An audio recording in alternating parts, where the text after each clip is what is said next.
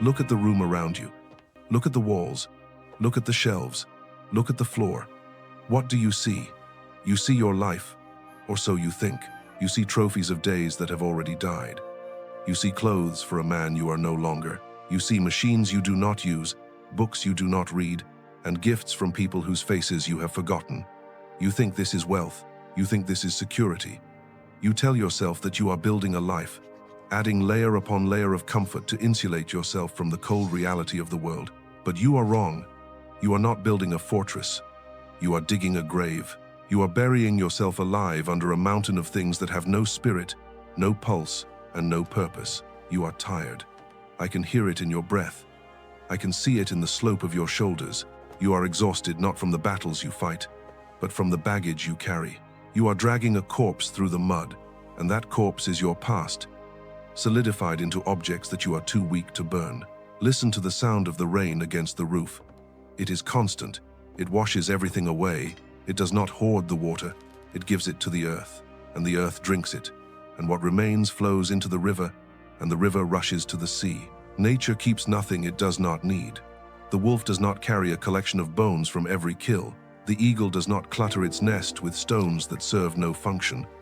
Only man, in his arrogance and his fear, believes that accumulation is strength. You believe that if you hold on to enough things, you will be safe. You believe that these objects prove you exist. You look at a dusty box in the corner and you say, "I remember." But that memory is a shackle. It ties you to a moment that is gone. It prevents you from moving with the speed and violence required to survive in the present moment. Consider the sword. A blade is perfect, not because of what has been added to it, but because of what has been taken away. The smith folds the steel, hammering out the impurities, removing the weakness, striking it again and again until only the essential structure remains. If the smith added gold and jewels and heavy ornaments to the blade, it might look expensive to a merchant, but to a warrior, it would be useless. It would be slow. It would be heavy. It would shatter on impact. You are that blade, but you have allowed yourself to be covered in rust and mud. You have welded useless iron plates to your own skin, thinking they are armor, but they are just weights. You cannot move. You cannot strike. You are a prisoner in a jail cell built of your own possessions. Miyamoto Musashi walked the length of Japan. He walked through snow that froze the blood in his veins. He walked through the humid heat of summer that rotted the leather of his sandals. He faced over 60 men in mortal combat. He stood alone against the Yoshioka clan. He stood alone on the beach of Ganryu Island. Now ask yourself, what did he carry? Did he pull a cart filled with extra kimonos? Did he carry a chest of scrolls he might read one day? Did he carry mementos of his childhood? No. He carried his 2 swords. He carried the clothes on his back. He carried his mind. That is all. Because he knew the truth that you have forgotten. He knew that everything you own is a potential weakness. Everything you hold is something that can be taken from you, and the fear of losing it makes you hesitate. In the duel, hesitation is death. In life, hesitation is slavery. Musashi wrote in the Dokkodo, his final testament to the way of walking alone, "Do not hold on to possessions you no longer need." It sounds simple. It sounds like something a monk might say while sipping tea. But Musashi was not a monk sipping tea. He was a killer. He was a survivor. This was not advice on interior decoration. This was a tactical instruction for the preservation of the soul. He understood that the mind must be like water fluid, adaptable, reflecting the moon but never holding it. If you fill a cup with rocks, it cannot hold water. If you fill your mind with worry about your possessions, you cannot hold strategy. You cannot see the enemy. You cannot see the opening. You are already defeated because your spirit is divided between the battle in front of you and the warehouse of junk behind you. Why do you hold on? Ask yourself this in the dark. Turn off the lights. Sit in the silence. Why do you keep the shirt that does not fit? Why do you keep the broken tool? Why do you keep the letter from the lover who betrayed you? You hold on because you are afraid of the void. You are terrified of empty space. Silence and emptiness force you to look at yourself. If you take away the distractions, if you take away the clutter, you are left with only your own mind. And that is a terrifying place for a man who has not mastered himself. You fill the silence with noise, and you fill the space with matter, so you never have to face the truth of who you are. You use possessions as a shield against the existential dread of solitude. But the steel mind does not fear solitude. The steel mind embraces the void. There is a rot that sets in when things are stagnant. Water that does not move becomes poisonous. Air that is trapped in a room becomes stale. Objects that are not used become anchors for negative energy. They collect dust. They collect shadow. They sit there, judging you. Every time you look at a project you bought but never started, you feel a pang of guilt. That guilt is a leak in your spirit. It drains your will. Every time you look at an object from a past glory, you feel a pang of nostalgia. That nostalgia is a poison. It tricks you into thinking the past was better than the present. It makes you weak. It makes you soft. You must cut these ties. You must be ruthless. You must treat your environment with the same discipline you treat your body.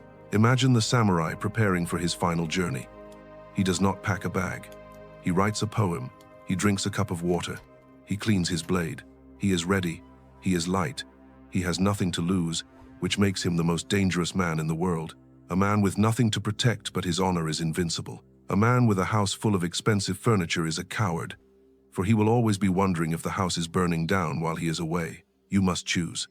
Do you want to be the merchant, guarding his pile of coins, sweating in the night, or do you want to be the Ronin, walking the mountain path, owning nothing but the horizon and the steel at his hip? This is not a suggestion. This is a requirement for those who seek the path of the steel mind. You cannot forge a new self while clinging to the shell of the old one. You must shed the skin. You must burn the dead wood, and you will do it now. You will not wait for the right time. The right time is a myth invented by procrastinators.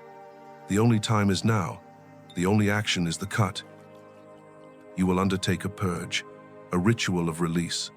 Over the next 7 days, you will dismantle the cage you have built. You will not do this with joy. You will not do this with sentimentality. You will do this with the cold detachment of a surgeon cutting out a tumor. This is your challenge. This is your war. On the first day, you will attack the wardrobe, the armor you wear to face the world. You will look at every piece of fabric. If you have not worn it in a year, it is dead. It is a costume for a ghost.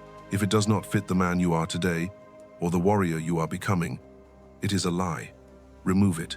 Do not sell it. Do not bargain with it. Put it in a black bag. Feel the weight of the bag. That is the weight of your vanity leaving your shoulders. On the second day, you will attack the papers, the documentation of the past, old bills, old letters, old notes from classes you do not remember. These are paper chains. They bind you to a history that no longer exists. Keep only what the law requires. Burn the rest. Watch the smoke rise. Watch the words turn to ash. There is power in fire. It cleanses. It finalizes. When the paper is gone, the obligation is gone. You are no longer beholden to the man who wrote those notes. You are free to write a new page. On the third day, you will face the someday items, the tools you swore you would use, the books you swore you would read, the equipment for hobbies you never started. These are the most dangerous, for they are made of hope, and false hope is a poison. You are lying to yourself. You say, "Someday I will fix this." You will not. Admit it. Accept your mortality. You do not have infinite time. By keeping these things, you are stealing space from the mission you are actually on. Get rid of them. Give them to someone who will use them, or throw them into the abyss. Clear the shelf. A clear shelf is a clear mind. On the fourth day, you will enter the digital realm. The modern mind is cluttered not just with matter, but with data. Your phone, your computer. These are extensions of your brain, and they are full of garbage. Photos of meals you ate 3 years ago. Contacts of people who do not matter. Apps that drain your attention like a vampire drains blood. Delete them. Unfollow. Unsubscribe. The digital noise is louder than the physical noise because it screams directly into your neural pathways. Silence the machine. Make it a tool again, not a master. On the fifth day, you will confront the sentimental, the gifts, the memories.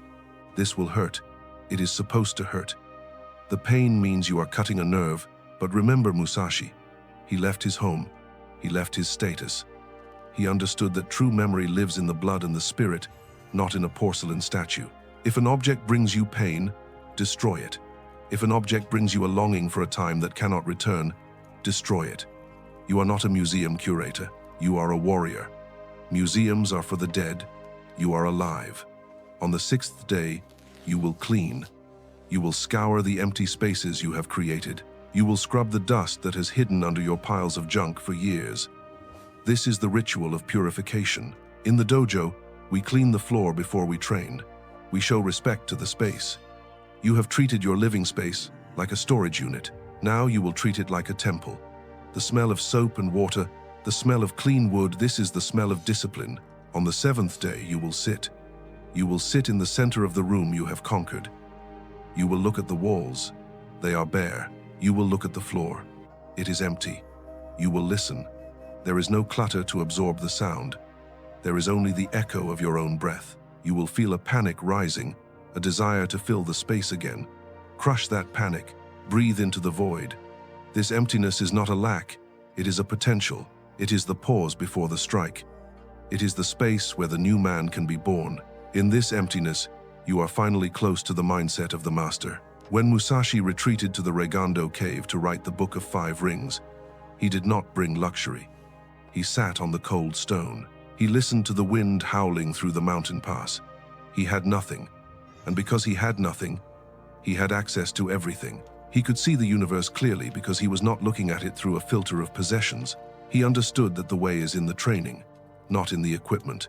The way is in the spirit, not in the trophy. You must understand that every object you own demands a piece of your attention. It demands to be cleaned, moved, stored, insured, protected. It is a tiny vampire sucking away your mental energy. When you release the object, you reclaim that energy. You reclaim that fragment of your soul. Imagine if you reclaimed 1,000 fragments. Imagine the focus you would possess. You would be laser-like. You would be unstoppable. There is a concept in the sword arts called zanshin. It means remaining mind or lingering awareness. It is the state of total alertness after the cut is made. You strike, and you remain ready for the next threat. You do not relax. You do not celebrate. You simply are. But you cannot have zanshin if your mind is cluttered. If you are worrying about your car, your collection, your gadgets, your mind is not remaining. It is scattered. It is weak. To practice Rule 14 of the Dokkodo is to practice zanshin in your daily life.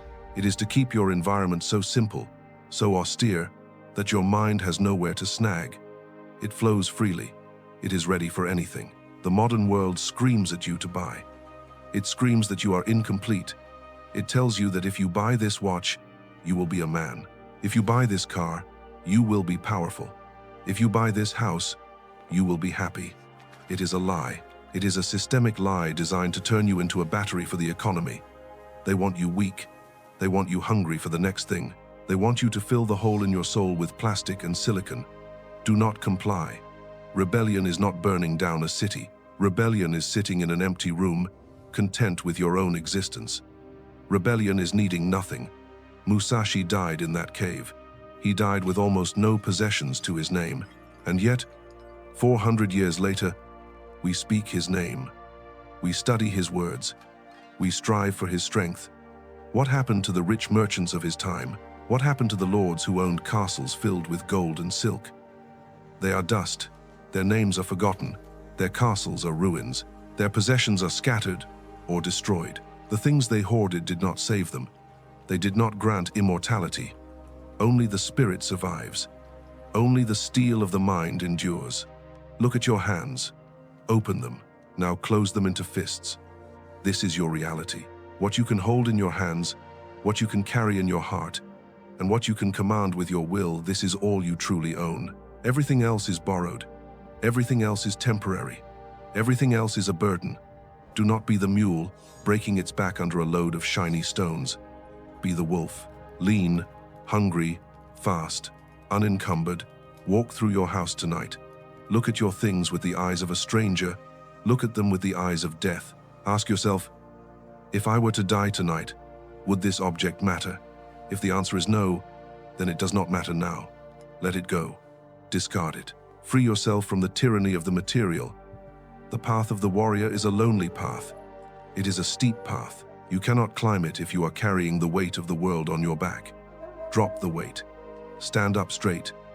Breathe the cold air of freedom. The cave awaits. The silence awaits. The steel mind is forged in the void, and the void cannot exist where there is clutter. Clear the ground. Draw your sword. Step forward into the emptiness. That is where you will find yourself. That is where you will find the strength you have been looking for, not in what you add, but in what you finally, ruthlessly strip away.